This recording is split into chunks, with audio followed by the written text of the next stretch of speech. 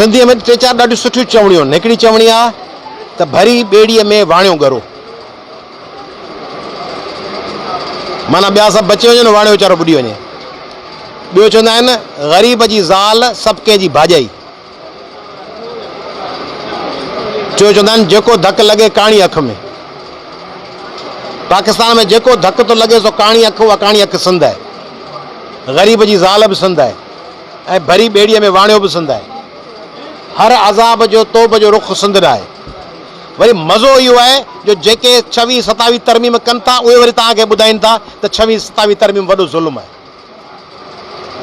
तबाब करे जान ख़ान, वरी फ़ैसिलो बि जान ख़ान करे, वरी फातह बि जान ख़ान करे, वरी भाकुर पाए रोए बि जान ख़ान। जीअं हुन हमरा खे मारायूं, इमरान फारूक खे जंहिं मारायो उनजे मौत ते सभ खां वधीक ओछगारू वेही परॾेही मुल्क में ॾिनियूं बि उन।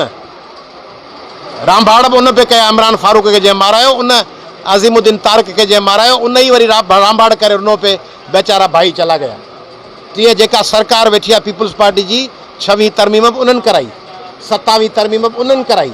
वरी उन्हनि जा सियासी लीडर ऐं अॻुवान ऐं वज़ीर आला वेही चवनि 26 तरमीम थियणु न ॾींदासीं, 27 तरमीम न थियणु न ॾींदासीं, 27 तरमीम वॾो ज़ुल्म आहे, 27 तरमीम में सिंध सां ज़्यादती। अब कराई तूं पियो, सिंधियुनि खे एॾो बेवकूफ़ ऐं सादो सम्झो अथव। तव्हांखे प्रेस क्लब सां एतिराज़ आहे, प्रेस क्लब में फ़ी वधियल आहे ऐं तव्हीं हुजो प्रेस क्लब जा सदर।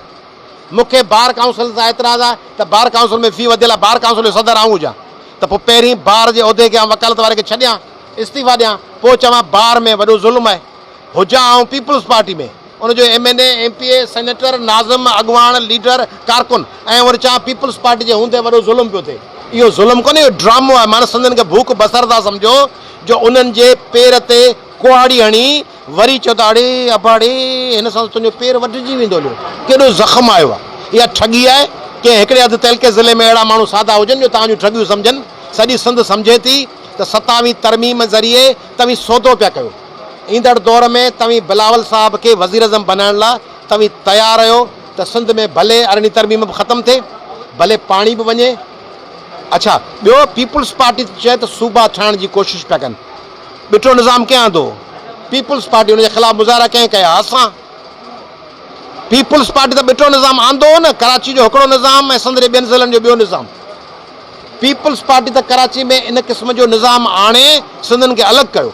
पीपल्स पार्टी त वञी हिननि वटि हाज़िरियूं भरे गीसियूं करे उन्हनि खे इख़्तियार ॾिनो त सिंधियुनि खे विरहाइण लाइ ॿिठो निज़ाम आणी।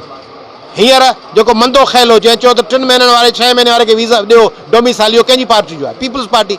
बर्मिन खे ॿियारनि खे शनाख़्ती कार्ड ॾियण जा मुतालबा केरु थो करे? पीपल्स पार्टी। तंहिंजे करे नवाज़ लीग ऐं पीपल्स पार्टी 27 तरमीम ज़रिए सिंध खे विरहाइण जी का बि साज़िश कंदा, का बि। सिंध मज़ामत कंदी ऐं सिंध मज़ामत लठ धुके वारी कोन कंदी, ॾंडाणी। सिंध लखनि जे तइदाद में निकिरी ईंदा। पोइ रोके ॾेखारिजो। सिंध जो कंदकोट ऐं कश्मीर खां वठी कराची ताईं चपो चपो, इंच इंच, रस्तो रस्तो, घिटी घिटी, चौक चौक, उते हज़ारे माण्हू अची वेही रहंदा त चुरी कोन सघंदव, हली कोन सघंदव, लंघे कोन सघंदव। जेकॾहिं सिंध असांजी माउ आहे, सिंध असांजो हज़ारनि सालनि जो वतन आहे। 27 तरमीम हुजे, का बि तरमीम हुजे, अॻे इर्सा ज़रिए तव्हीं कैनालनि जी तलवार सिर ते लटकाए वेठा आहियो। तव्हीं अहिड़ी जेका साज़िश कंदव सिंध मज़ाहमत कंदी ऐं सिंध घिटी घिटी ऐं घर घर में मज़ाहमत कंदी। ऐं तव्हां इंसान अॼु आयल आहे कोन्हे, सुभाणे तव्हीं न हूंदो, सुभाणे आउं बि न हूंदुसि। अहिड़ो कमु करे वञो जो तव्हांजे क़बर ते सिंध में जेके हलिया विया आहिनि वज़ीर आला, उन्हनि मां कंहिंजी वरसी थिए थी, नाला कोन थो खणां, पर जिन सिंध जो सौदो कयो, जिन वज़ीर आला आहिनि ऐं जिन ॿिटे निज़ाम वारनि माण्हुनि या दहशत गर्दनि सां गॾिजी हुकूमतूं ठाहियूं, कॾहिं ॿुधो अथव त हुनजी वरसी ऐं सिंधी माण्हू विया हुजनि, क़बर ते दुआ घुरी हुजनि? सिंधी भुटे जी क़बर ते त वेंदा आहिनि न, बेनज़ीर ते वेंदा आहिनि, GM सैद ते वेंदा आहिनि, रसूल बख़्त अली जे हैदरबग जतोई ते वेंदा आहिनि। सिंधी उन्हनि गदारनि जे दर वञनि था जेके 1 यूनिट जा हामी हुआ, जिन ॿिटा निज़ाम आंदा। सुभाणे अहिड़ो कयो तव्हांजे क़बर जे भरिसां माण्हू पुठी ॾेई लंघे न वञे हलियो। तंहिं करे सिंध जे ख़िलाफ़ु का बि साज़िश क़ाबिल क़बूल न आहे।